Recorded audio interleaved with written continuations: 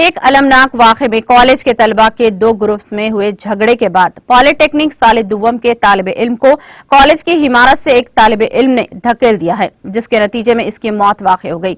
ये वाक़या तेलंगाना के जिले वरंगल में पेश आया। इत्तलात के मुताबिक महलूक तालिब इल्म की शनाख्त संजय के तौर पर की गई है, जो जिले के नरसमपेट के लकीनापल्ली के नवाह में वाक़े कॉलेज में ज़ेरे तालीम था।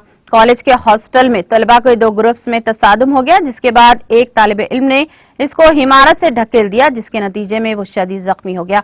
इसको इलाज के लिए प्राइवेट हॉस्पिटल मुंतकिल किया गया, जहां इलाज के दौरान इसकी मौत वाक़ हो गई। संजय के वालिदीन ने इल्जाम लगाया कि कॉलेज इंतजामिया की लापरवाही के नतीजे में ये वाक़या पेश आया।